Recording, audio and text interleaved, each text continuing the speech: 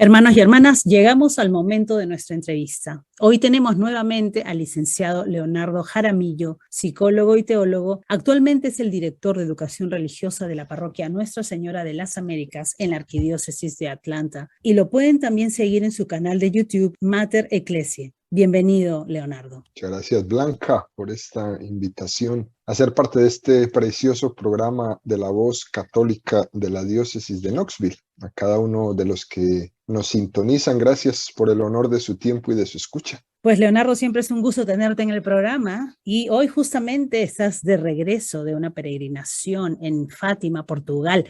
Nos encantaría que nos cuentes por qué es tan importante Nuestra Señora de Fátima para los católicos y el mundo. Fíjate que esta peregrinación nace como todas las peregrinaciones, un recorrido a los lugares católicos, porque somos peregrinos, todos los católicos. Tengo 20 años como guía de peregrinaciones católicas por todo el mundo y esta de Fátima es una de las más bellas peregrinaciones que siempre he dirigido. Fátima se convirtió en un lugar evocativo de la presencia de Dios bello y misericordioso. Fíjate esas dos palabras. La petición de la Señora del Rosario de que allí se construyera una capilla evoca la construcción permanente de la iglesia a través del encuentro con Dios sumergida en la oración. Esta peregrinación a Fátima siempre será una evocación y un camino interior al encuentro con Dios bello y bueno. Eso es lo que hacemos normalmente.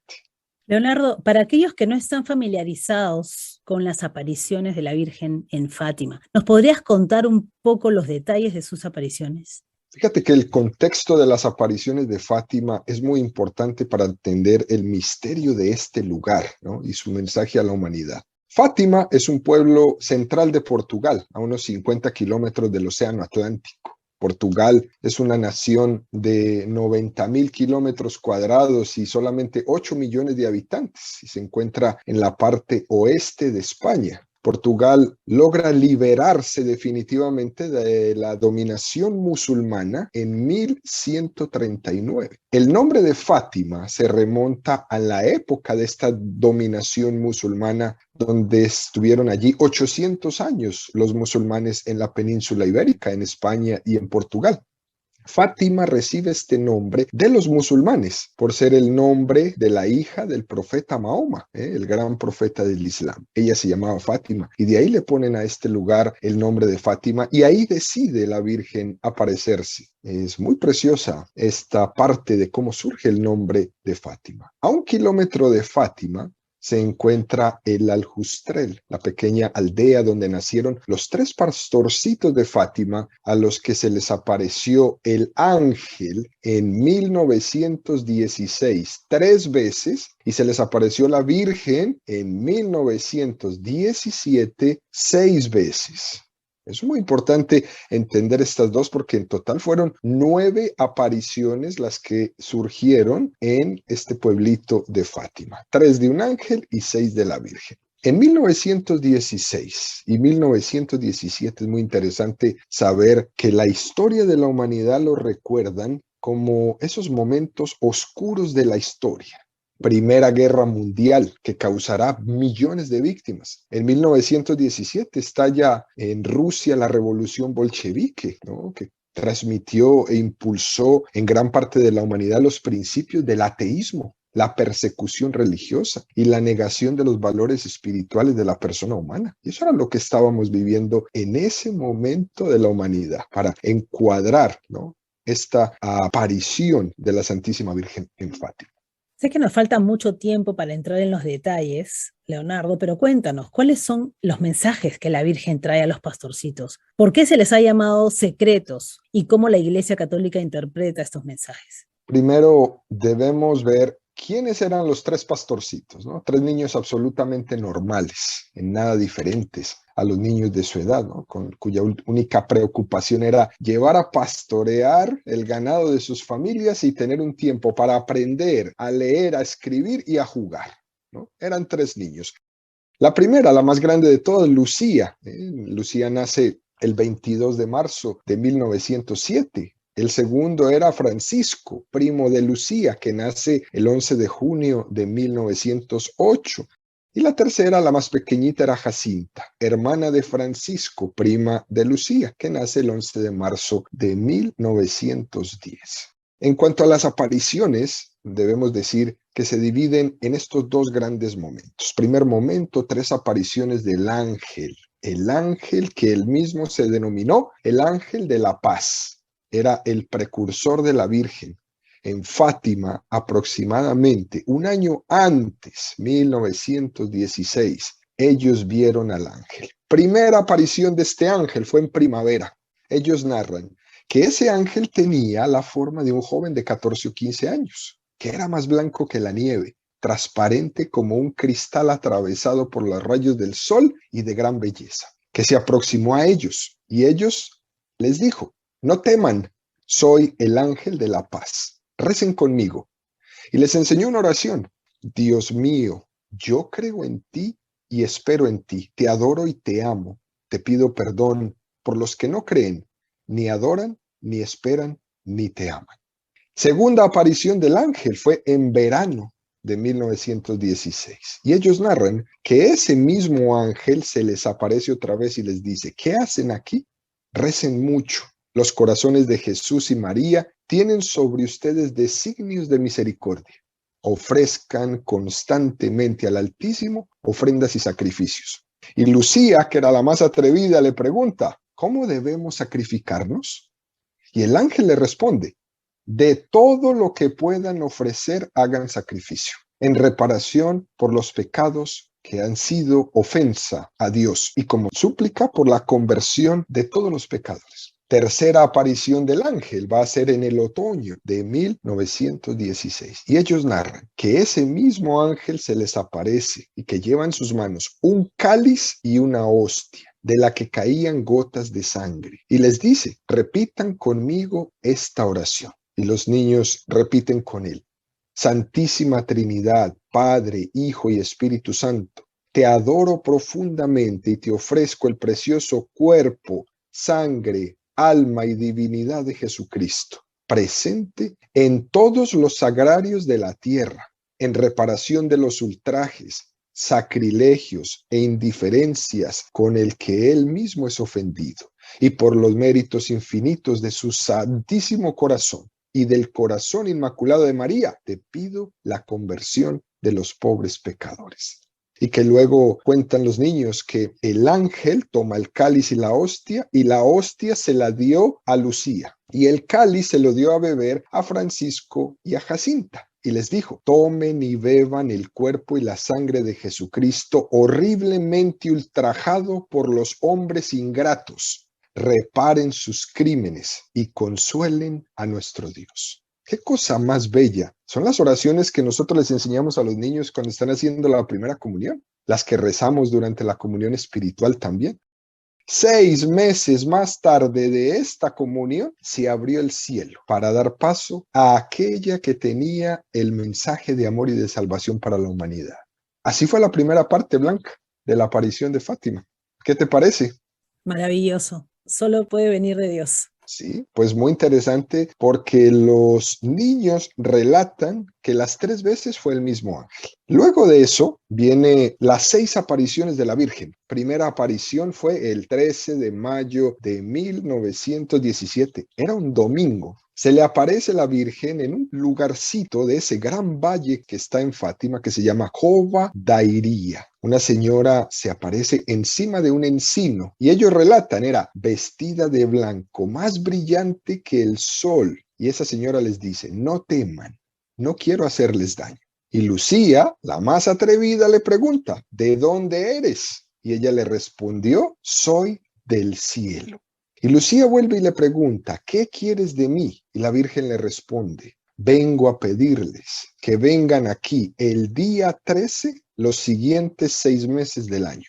Y la Virgen añade: ¿están dispuestos a ofrecerse a Dios para soportar todos los dolores que Él quiere mandarles en reparación por los pecados con que es ofendido y en súplica por la conversión de los pecadores? Y los niños dijeron: sí queremos. Y la Virgen los bendice. Bien, tendrán que sufrir mucho, pero la gracia de Dios les confortará. recen el Santo Rosario todos los días para alcanzar el fin de la guerra y la paz del mundo. Y ahí terminó la primera aparición. El mes siguiente viene la segunda aparición, 13 de junio exacto de 1917. Se les aparece ahí en Cova da Iria una señora. Eran 50 personas las que estaban ahí presentes. Y la Virgen les dice, quiero que vengan aquí el 13 de julio y recen el rosario. Y les prometo que en octubre va a ser un milagro. Esa fue la segunda aparición. Viene la tercera aparición, el 13 de julio de 1917. Los 3 niños estaban ya en ese momento siendo perseguidos por sus familiares, por los vecinos, que decían que todo eso era del demonio y había desatado una persecución en contra de ellos. La Virgen, el 13 de julio, se les aparece y les dice, yo soy y vengo del cielo. Y el infierno no tiene tanta claridad ni tanta luz, pero sobre todo, en el infierno no hay bondad ni dulzura. Continúen rezando el rosario todos los días. Y luego les dice la Virgen, santifíquense por los pecadores. Y luego digan, ofrezco este sacrificio, oh Jesús, por tu amor, por la conversión de los pecadores, en reparación de los pecados cometidos contra el Inmaculado Corazón de María. Y la Virgen, en esta tercera aparición, cuentan los niños que abrió sus manos y les dejó ver el infierno. Ahí en el infierno los niños vieron las almas de los demonios y de los condenados. Y después de esta visión, la Virgen les dice, ¿han visto el infierno? ¿Han visto a dónde van las almas de los pecadores? Ustedes están llamados a salvarlas. Dios quiere establecer en el mundo la devoción a mi Inmaculado Corazón. Si hicieran lo que yo les digo, se salvarán muchas almas y tendrán paz. La guerra va a acabar, pero si no dejan de ofender a Dios, comenzará otra peor. Cuando vean una noche alumbrada por una luz desconocida, sepan que es la gran señal que Dios va a dar para castigar al mundo por sus crímenes, por medio de la guerra, del hambre y de la persecución a la Iglesia y al Santo Padre. Vendré a pedir la consagración de Rusia a mi Inmaculado Corazón y la comunión reparadora de los primeros sábados de mes. Si entendieron mis peticiones, Rusia se convertirá y habrá paz. Si no, esparcirá sus errores por el mundo, promoviendo guerras y persecuciones a la Iglesia. Los buenos serán martirizados. El Santo Padre tendrá que sufrir mucho. Varias naciones serán aniquiladas por completo. Por fin mi Inmaculado Corazón triunfará. El Santo Padre me consagrará a Rusia, que se convertirá y será concedido el mundo un tiempo de paz. Esta fue esta aparición. La visión del infierno y las profecías relativas a Rusia y al futuro del mundo blanca constituyen las 2 primeras partes de eso que llaman el secreto de Fátima, ¿no? Que eran 3 partes. Bueno, pues aquí están las 2. La visión del infierno y las profecías relativas a Rusia y al futuro. Al final, la Virgen María les aconseja que cuando recen el rosario, digan después de cada misterio, oh Jesús mío, perdónanos, líbranos del fuego del infierno, lleva a todas las almas al cielo, principalmente las más necesitadas. Eso lo rezamos siempre al final de cada uno de los misterios del rosario. Cuarta aparición, agosto 19 de 1917. Y tú dirás, pero ¿cómo? Si la Virgen les dijo que el 13, ¿por qué en agosto el 19? Y ahí sucedió algo muy interesante. El alcalde del pueblo finge que va a ir con ellos a Cova da Iria para estar en el momento de las apariciones. Pero en vez de llevarlos a los 3 niños a Cova da Iria, a la aparición de la Virgen, los llevó a la cárcel de la municipalidad y los puso en interrogatorio civil que duró 3 días. Los dejaron salir libres el 15 de agosto.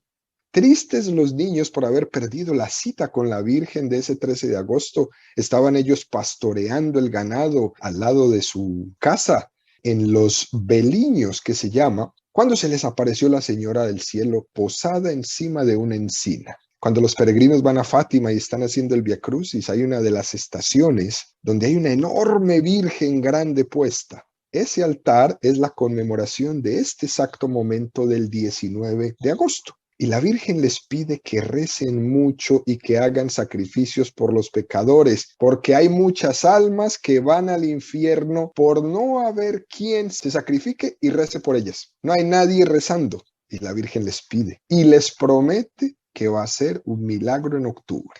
Quinta aparición, septiembre 13 de 1917. Las persecuciones se incrementan, pero también la cantidad de fieles que comienza crece y crece. Ese día del 13 de septiembre ya no habían 50 personas, habían 25,000 personas. Ese 13 de septiembre. Y la Virgen aparece. Y Lucía, la más atrevida, le pregunta, ¿qué quieres de mí? Ella le responde, continúen rezando el rosario todos los días para alcanzar el fin de la guerra. Y vuelve y le promete un milagro en octubre. Ese último mes, entre el 13 de septiembre y 13 de octubre, fue muy difícil y hostil para los tres niños. Fíjate, las autoridades civiles los perseguían, sus propias familias los perseguían, las autoridades religiosas también los perseguían y les incitaban a confesarse de que todo lo que estaban diciendo era una mentira y los amenazaban. ¿Cómo sería de fuerte que el día 12 de octubre de 1917, el día antes de la última aparición, la mamá de Lucía la despierta y le pide que vayan a confesarse? Porque la habían amenazado de que si el día 13 de octubre no ocurría el milagro que la gran señora les había prometido, los iban a matar. Entonces la mamá le dice, es mejor que nos confesemos para estar preparados. Y Lucía le dice a la mamá, si tú quieres, confiésate tú. Yo te acompaño, pero yo no tengo miedo. Estoy segura de que mañana la señora del cielo cumplirá lo que prometió. ¿Qué tal esa?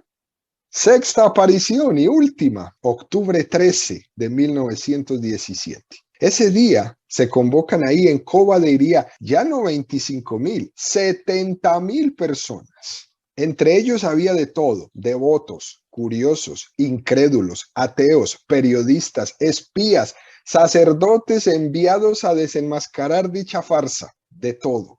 Llovió toda la mañana sin parar, hasta el mediodía. Todos estaban empapados. Lucía al mediodía gritó, silencio, silencio, viene la Virgen. Lucía le pregunta a la Señora del Cielo, ¿qué quieres de mí? Y la Virgen le responde, quiero que se construya aquí una capilla en mi honor.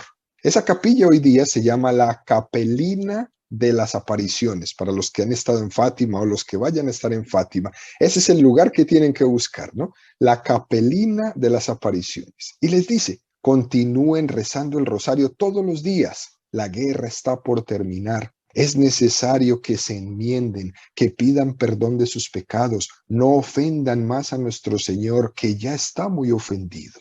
Al terminar, se elevó al cielo. Y fue entonces cuando ocurre el milagro del sol, que realizó giros de rotación en su periferia. Como dicen los campesinos de Fátima, el sol bailó, desprendiendo chispas de luz, adquirió diversos colores en el firmamento, lo vieron en toda la tierra. Pero ese sol tan impresionante no quemaba ni enceguecía y duró 8 a 10 minutos. Y esto lo aseguran los protagonistas, los científicos, los ateos, los sacerdotes y los periodistas y todos los que estaban ahí. Nunca antes habíamos visto algo así, que estuviera en contra de todas las leyes cósmicas existentes. Y finalmente el sol se paró y volvió a su sitio en el firmamento. Luego de ese evento tan portentoso, se oye desde la multitud un grito que decía, milagro, milagro, prodigio, prodigio. Esas son las 6 apariciones de Fátima. Increíblemente nos has llevado, nos has teletransportado a Fátima a poder vivir esto sobre lo que nos has contado, Leonardo. Mira, por mucho tiempo el tercer mensaje de Fátima no fue dado a conocer, ¿no? Y a la fecha se ha dado completamente a conocer. ¿Y qué nos pide nuestra madre en este mensaje? Bueno, de este mensaje se han dicho muchas cosas, ¿no? Para no hacer nosotros quizás alarde a lo que no es, ¿qué te parece si vamos a leer el mensaje como se lo dijo Lucía al Santo Padre, tal cual como dijo su carta? Dice así: tercera parte del secreto revelado el 13 de julio de 1917 en Cova de Iría, Fátima. Escribo en obediencia a Dios y a usted, que ordena por medio de su excelencia el reverendísimo señor obispo de Leiría y de la Santísima Madre vuestra y mía. Después de las dos partes que ya he expuesto, hemos visto al lado izquierdo de Nuestra Señora, un poco más en lo alto, a un ángel con una espada de fuego en la mano izquierda. Centelleando, emitía llamas que se parecía iban a incendiar el mundo, pero se apegaban al contacto con el resplandor de Nuestra Señora, que irradiaba con su mano derecha dirigida hacia él. El ángel, señalando la tierra con su mano derecha, dijo con fuerte voz: penitencia, penitencia, penitencia. Y vimos en una inmensa luz, que es Dios, algo semejante a como se ven las personas en un espejo cuando pasan ante él. Vimos a un obispo vestido de blanco. Hemos tenido el presentimiento de que fuera el Santo Padre. También a otros obispos, sacerdotes, religiosos y religiosas, subir a una montaña empinada, en cuya cumbre había una gran cruz de maderos toscos, como si fueran el alcornoque de una corteza. El Santo Padre, antes de llegar a ella, atravesó una gran ciudad, medio en ruinas y medio tembloroso, con paso vacilante, apesadumbrado de dolor y pena, rezando por las almas de los cadáveres que encontraba por el camino. Llegando a la cima del monte, postrado de rodillas a los pies de la gran cruz, fue muerto por un grupo de soldados que le dispararon varios tiros de arma de fuego y flechas. Y del mismo modo murieron uno tras otros los obispos, sacerdotes, religiosos y religiosas y diversas personas seglares, hombres y mujeres de diversas clases y posiciones. Bajo los dos brazos de la cruz había dos ángeles, cada uno de ellos con una jarra de cristal en la mano, en las cuales recogían la sangre de los mártires y regaban con ella las almas que les acercaban a Dios.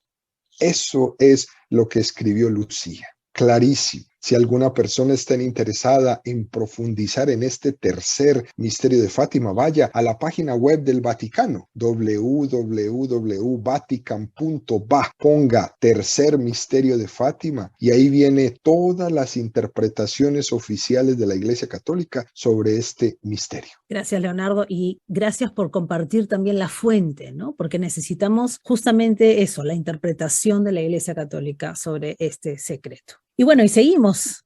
En el contexto actual como hijos de Dios, y algo para terminar, ¿cómo podemos entender la situación de las guerras en el mundo desde el lugar donde nos toca vivir, teniendo en cuenta que María nos dice al final que su inmaculado corazón triunfará? Pregunta muy interesante, Blanca. Fíjate que la Iglesia Católica nos enseña en el Catecismo que existe una comunión entre todo el género humano. Hoy día tenemos una tendencia individualista a no sentirnos en comunión con el resto de los hombres. Somos tan individualistas que nos hacemos ajenos al destino y la suerte de nuestros hermanos. Por eso la Virgen manda a rezar por los pecadores. ¿Te acuerdas en la Sagrada Escritura cuando nos narran el episodio de Caín y Abel? Cuando Caín mató a su hermano Abel, Yahvé le pregunta: ¿dónde está tu hermano? A veces nosotros hemos perdido la perspectiva de que somos hermanos. Y debemos de purificar esa visión tan individualista de creer que cada uno tiene un origen y un destino diferente al de los demás, porque eso no es cierto. Por tanto, ¿qué es lo que pasa hoy en el mundo? ¿O qué ha pasado siempre? Hemos desobedecido al Creador. Por eso la Virgen manda a reparar las ofensas, porque hemos ofendido al Creador. ¿Y cómo se hace esto? La única manera de reparar la ofensa es obedeciendo. La obediencia es la clave, la obediencia a Dios.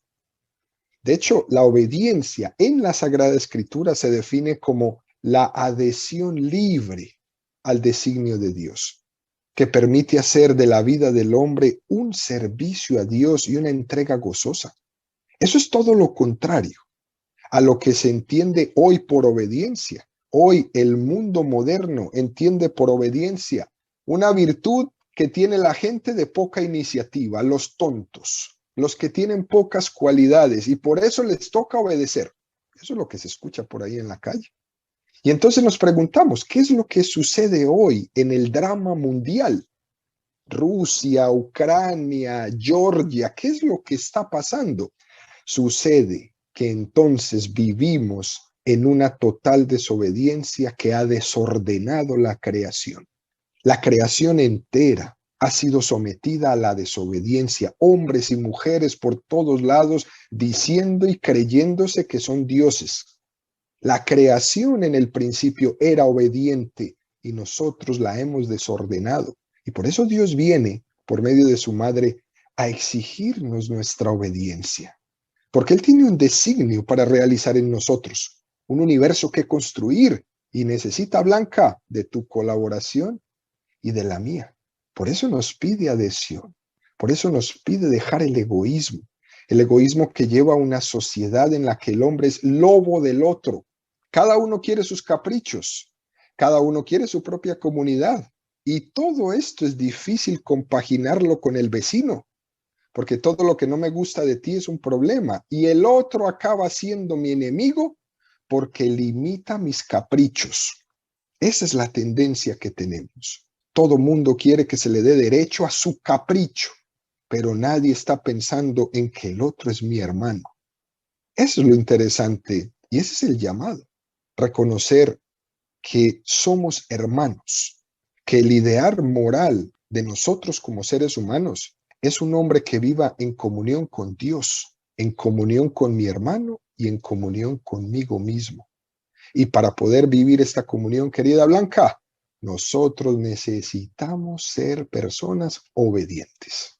Muchísimas gracias, Leonardo. En verdad, creo que muchos vamos a reflexionar en todo este mensaje y sobre todo amar a nuestra madre y obedecer, alentando el rezo del Santo Rosario. Gracias por compartirnos la belleza de este mensaje de Fátima el día de hoy y deseamos que Dios bendiga y tenga esta peregrinación que has emprendido muchísimos frutos espirituales para todos aquellos que asistieron. Y ojalá muchos de nosotros podamos algún día también visitar Fátima. Encomendamos a nuestros oyentes y a toda la diócesis de Knoxville también a tus oraciones. Claro que sí, gracias Blanca y a todo tu equipo por esta oportunidad y un saludo a los oyentes de la Voz Católica de la diócesis de Knoxville. Señor, toma mi vida nueva antes de que la espera desgaste años en